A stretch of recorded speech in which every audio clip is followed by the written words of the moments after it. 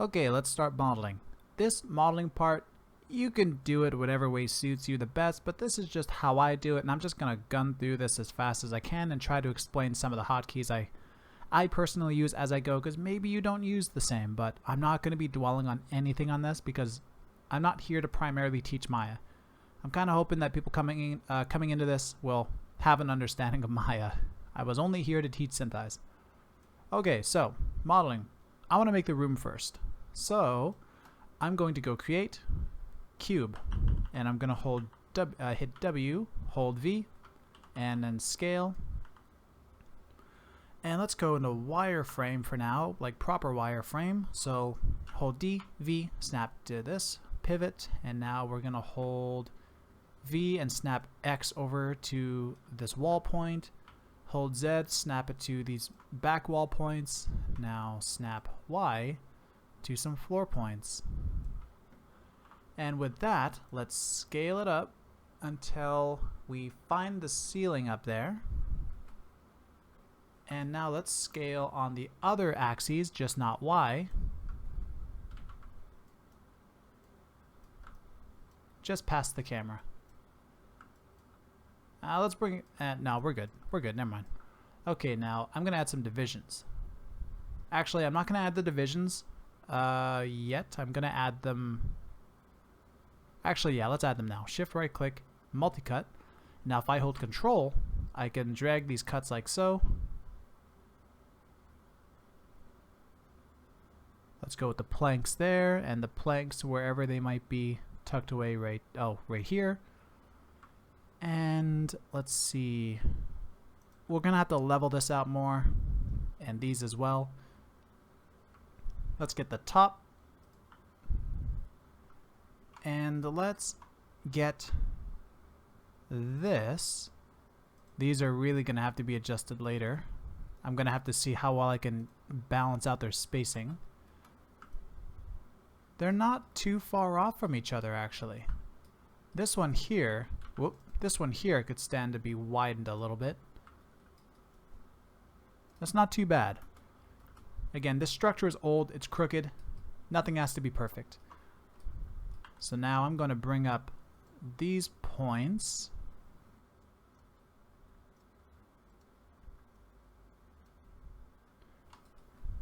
And let's get this edge.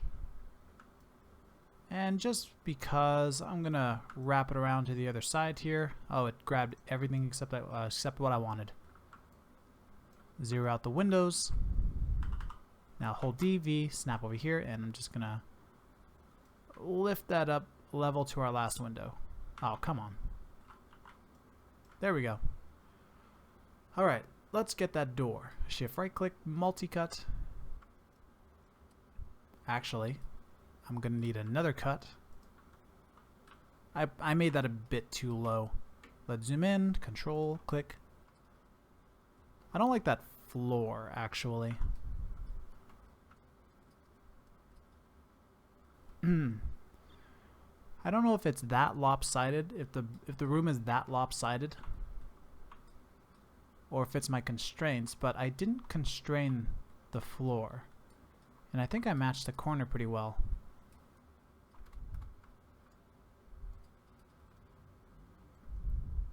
These are the points actually that didn't have their own depth.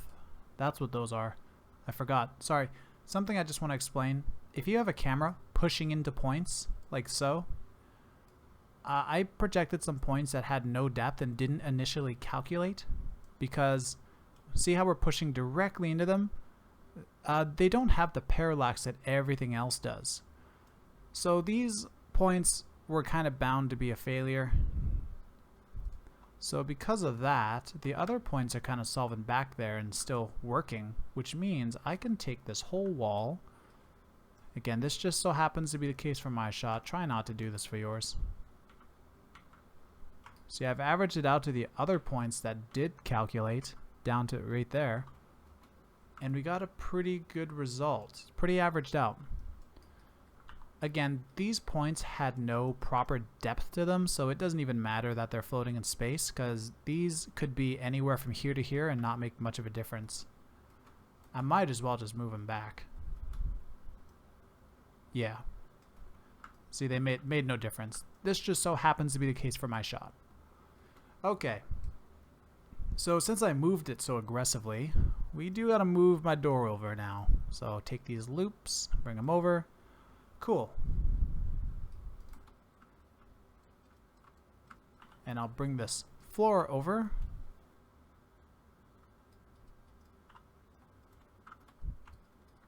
Okay, that's fine. That's okay.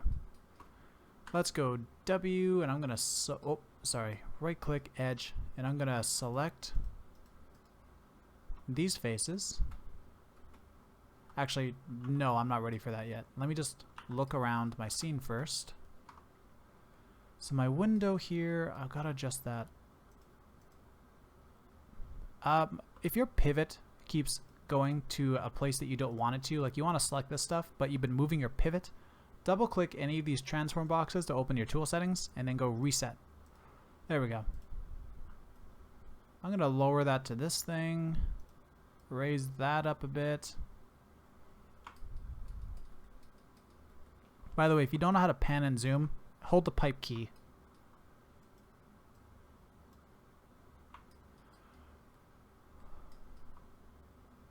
This wall is likely forward, because there's no guarantee that this wall is even straight up and down.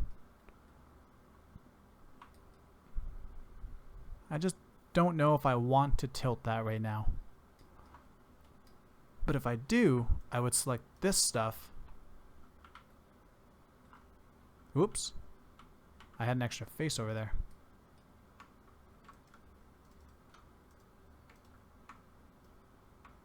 Yeah, if I wanted to move it, I would grab these. Try to get this. Try to get the perspective there. Then I'll take this whole loop. And I can't see my transform tool, so I'm gonna go into here. Yeah, it's probably fine. Okay. Again, sorry this is so sloppy. There is 1,000 different ways people can model something. This is just me doing what I feel like doing for the shot. I didn't really rehearse this all that much. Okay, so I have all of that. Let's go into face mode, and let's get rid of these windows and the door. Delete. And I'm gonna go grab this, this, and this, and let's hold shift and bring it out. Now this edge does not line up flush with this outer wall thing here, so I'm not worried about it being here. It's not gonna stick anyway. I'm just gonna bring it maybe something like this. Sure. And the doorway,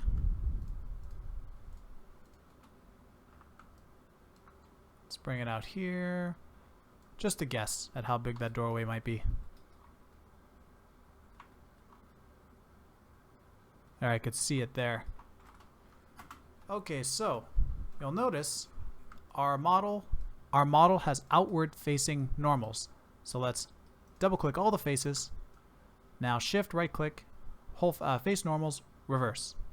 Now I can go to object mode, and there we go. If I wanted to, I can go shift right click, polygon display, toggle culling. And now we have this. But if we look over here, you can see that if I go into wireframe, we could see our faces that we don't want to see. So what we want to do is go into shaded mode, right click, favorite material, use background. And now that material that you made, apply it to every object you bring in, because now you get this nice clean view. Look at that. No non-occluded faces.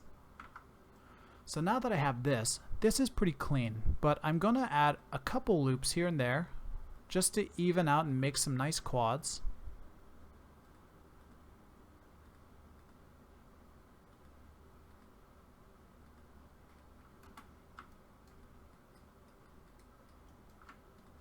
Whoops.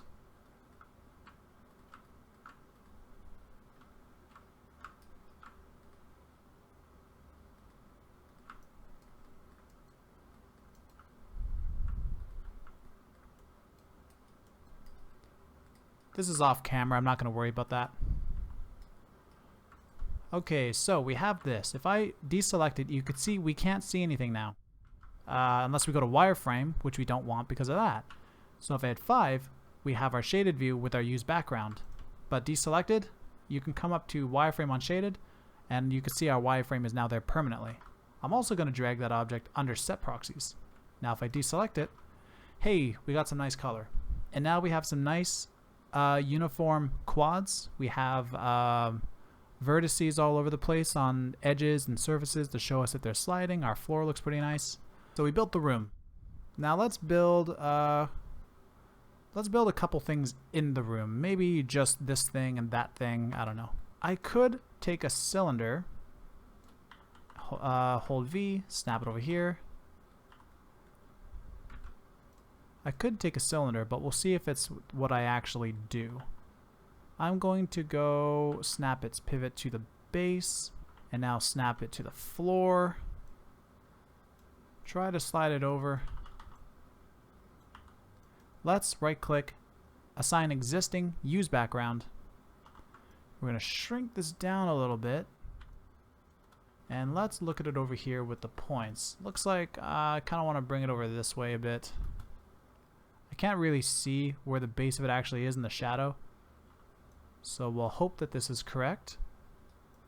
Take the top verts and grow it out here. Cool. So we've modeled our trash can, and we'll name it trash can. And maybe we need a sign on the door over there. Some artist is asking for a sign.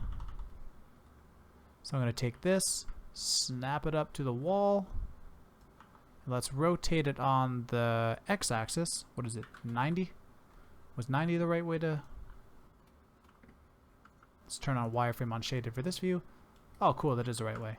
Let's bring it ahead a little bit. And let's go wireframe on shaded, or sorry, use background. And now we can center this, square it out. And you don't need that many divisions. I'm gonna bring that down. Delete history. And bring that sign and trash can into set proxies. Now we have that.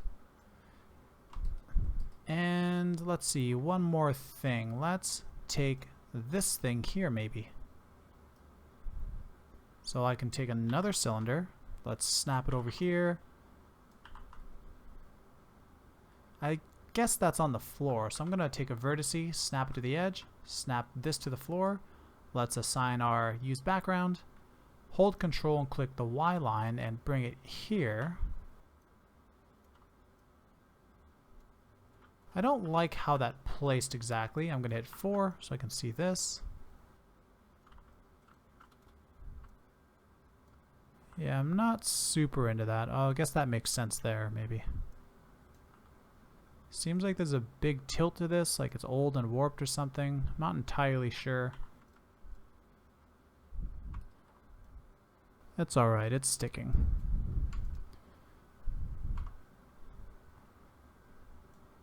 Alright, so with that, let's pretend that the room is done, everything's even and clean. Let's go to the outside. So the outside, let me scale up some points out here so we can see. There we go. I'm gonna first take a box, let's make a cube, bring it over. I'll DV snap to the points here and maybe this first. Let's take a look. Again, super handy with the wireframe on shaded is that the stuff gets occluded behind walls. Okay, bring back our use background. Let's rotate it until we kind of get the average of these walls here flush with the locators.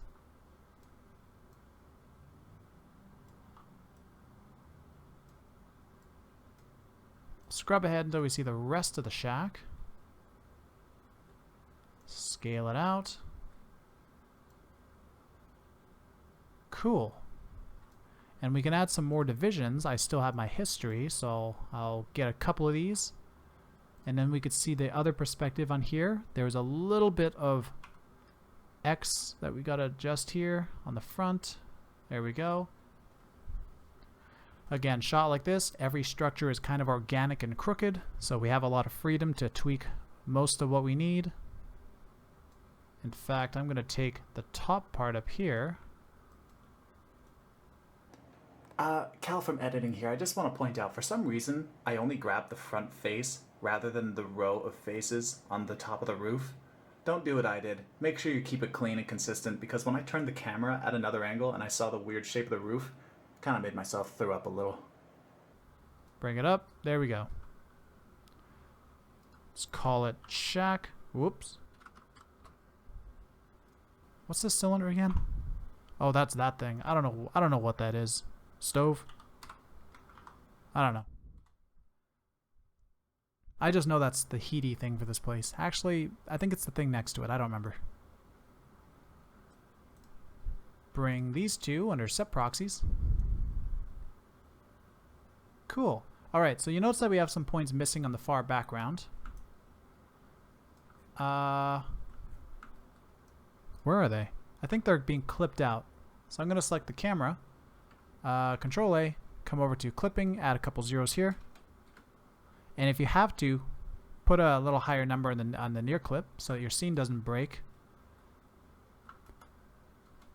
Let's actually do this over here. So we'll select our camera, add a couple zeros. And we're going to take the image plane, give it an extra 0 or 2.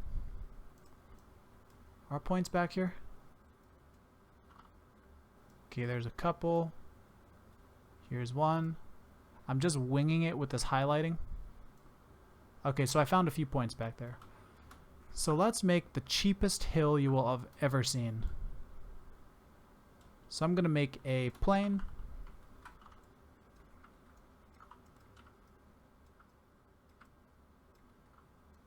Oh, am I in wireframe? I'm going to hit 5.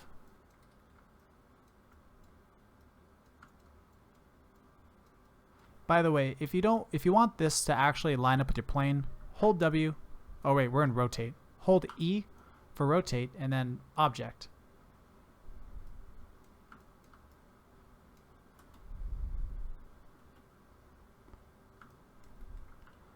Let's just take a couple of these. And I don't want to rotate it like this. I'm going to hit E again, change it to world, so I can rotate it like that.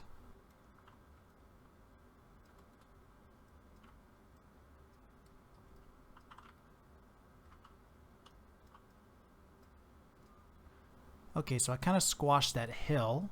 Let's see if we can clean this up a little bit. So first, let's get our use background applied. Oops. Use background. And I'm going to hit this hill with a... Actually, I'm going to take this, right click, average vertices. And let's actually hit this side as well. I'll hit G to repeat that action. So it kind of rounded it out a bit. We could also go into multi-cut options, turn on edge flow, and now when I add some points, if it can, it's going to round out any cuts that I put in here. And let's go over here. Let's select a few of those, shift right click, average, round it out. I don't know, let's call this hill. Whoop. Again, if they needed the hill for something, you can spend more time modeling it out, making sure it sticks, but this is just QC. Make something for them to check the, whether or not a texture might slide or if the track is working overall. In fact, I might as well bring this out a little bit. So let's go extrude, and then I'll just hit right click and drag. Whoop. No, we're going to go offset. Wow, this is a big scene. Can I hold shift, make it go faster? Yes, I can.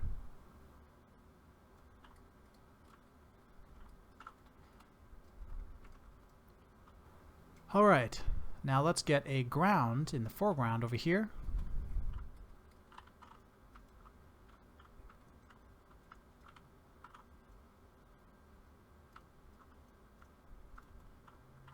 Apply our use background.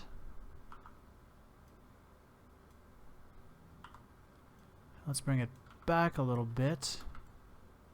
I want to bring it back, but I don't want to move it like that. So let's see if I can go E, Object. There, yeah, we have that axis there. Let's bring it over to the house. I want to be careful with the scale because you can see I'm adjusting the plane as well. So hold R, the scale one, and then left click. Change to Object. There we go. I wish the faces looked better. Let's scale it out this way. Make it uniform. Call it ground. Call this room. Also, I'm going to delete that history. Shift Alt D. Okay, so we're kind of done.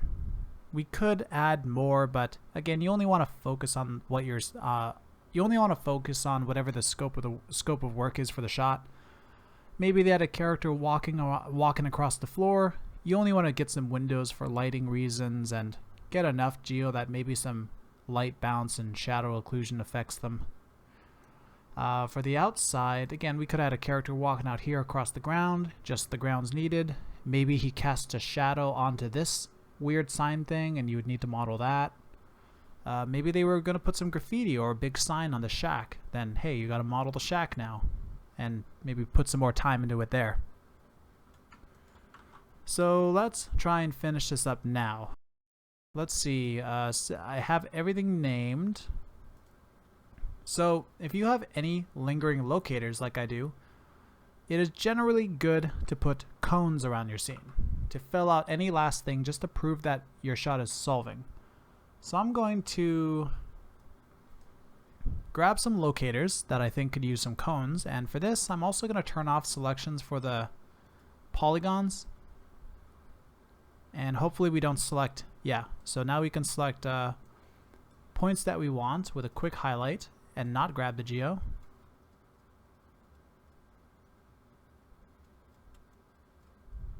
Get this on the close up here. Maybe on this chair that I tracked for some reason, and this chair as well. On this outer frame. And there's a light bulb here too, why not? So now that we've selected the points that we want to apply a cone to, we could come over to our track shelf again. We have a cone button right here. So if I click that, there we have cones on our selected stuff.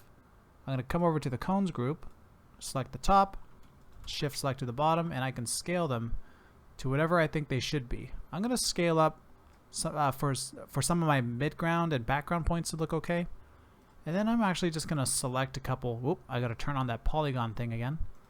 I'm going to select a couple of these massive cones in the foreground and shrink them down.